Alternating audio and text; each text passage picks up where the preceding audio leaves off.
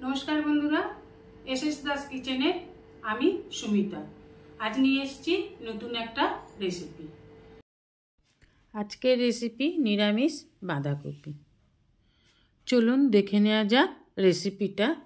आमी कि करे निरामिष बाँधाकपि बानाई सेई रेसिपिटाई आज आमी आपनादेर साथे शेयार करछि। निये निচ্ছি একটা বাঁধাকপি। বাঁধাকপিটাকে একেবারে ঝিরিঝিরি করে কেটে নেব আমি। ওভেনে এবার একটা কড়া বসিয়ে দেব, তাতে দিয়ে দেব সাদা তেল। তেল গরম হয়ে গেলে দিয়ে দেব ফোড়ন, দেব তেজপাতা, শুকনো লঙ্কা, গোটা জিরে। ফোড়নটাকে 1 সেকেন্ডের জন্য একটু ভেজে নেব।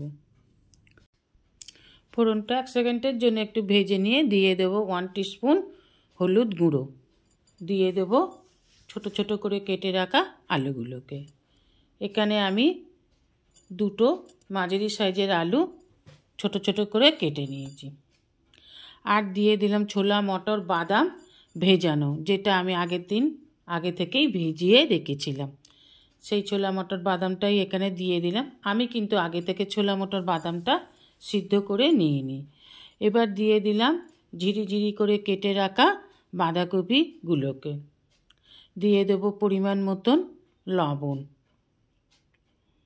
এখানে আমি 3 চামচ লবণ দিলাম। এবার লবণটাকে খুব ভালোভাবে সব কিছুর সাথে মিশিয়ে নেব। এখানে বলে রাখি, যেসব বন্ধুরা আমার চ্যানেলটিকে সাবস্ক্রাইব করে আমার পরিবারের সদস্য হয়েছেন তাদের অসংখ্য অসংখ্য ধন্যবাদ। যারা এখনও আমার চ্যানেলটিকে সাবস্ক্রাইব করে আমার পরিবারের সদস্য হননি তাদের কাছে অনুরোধ রইল আমার চ্যানেলটিকে সাবস্ক্রাইব করে আমার পরিবারের সদস্য হবার জন্য। দিয়ে দেবো জিরে ধনে গুঁড়ো, লাল লঙ্কার গুঁড়ো, 1 টিস্পুন হলুদ গুঁড়ো আর আদা বাটা। সমস্ত উপকরণগুলোকে খুব ভালোভাবে এবার মিশিয়ে নেব। ভালোভাবে মিশিয়ে নিতে হবে। আর বাঁধাকপিটাকেও খুব ভালোভাবে কষে নেব, যাতে বাঁধাকপির কাঁচা গন্ধটা না থাকে। এইভাবে কষে নিতে হবে। আমি বাঁধাকপি সিদ্ধ করিনি, আপনারা ইচ্ছা করলে বাঁধাকপি আগে থেকে সিদ্ধ করে নিতে পারেন। দিয়ে দেব ঢাকা 2-3 মিনিটের জন্য। ঢাকা খুলে 2-3 মিনিট পর দিয়ে দেব টমেটো কুচি। আর দেখুন ঢাকা দিয়ে দেওয়ার ফলে বাঁধাকপি দিয়ে কিন্তু যথেষ্ট পরিমাণে জল রিলিজ হয়েছে। এবার টমেটোটাকে খুব ভালোভাবে মিশিয়ে দেব। বাঁধাকপি থেকে যে জলটা রিলিজ হয়েছে জলটাকে আমরা শুকিয়ে তবেই বাঁধাকপিটাকে নামাবো। এখন দিয়ে দেব আবার 2-3 মিনিটের জন্য ঢাকা।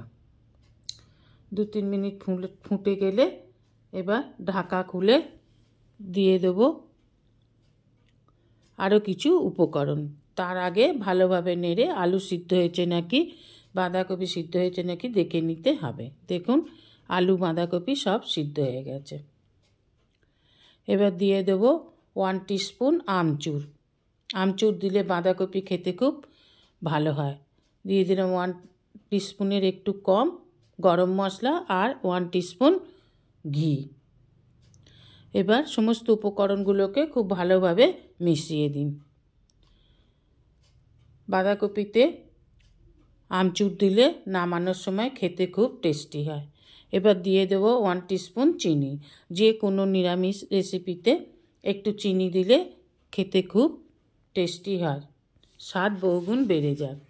এবার দেখুন আমার বাঁধাকপি তৈরি।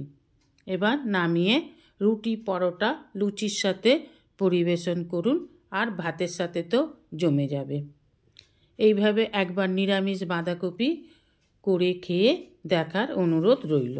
রেসিপিটা ভালো লাগলে অবশ্যই একটা লাইক, কমেন্ট, সাবস্ক্রাইব করার অনুরোধ রইল। পাশে থাকা বেল আইকনটিতে ক্লিক করে দেবেন নিউ ভিডিওর আপডেট যাতে সবার আগে আপনার কাছেই পৌঁছে যায়। নমস্কার, আজ এই পর্যন্তই। আবার দেখা হবে নতুন একটা রেসিপির সাথে নতুন একটা দিনে। ভালো থাকবেন, সুস্থ থাকবেন, সঙ্গে থাকবেন। নমস্কার।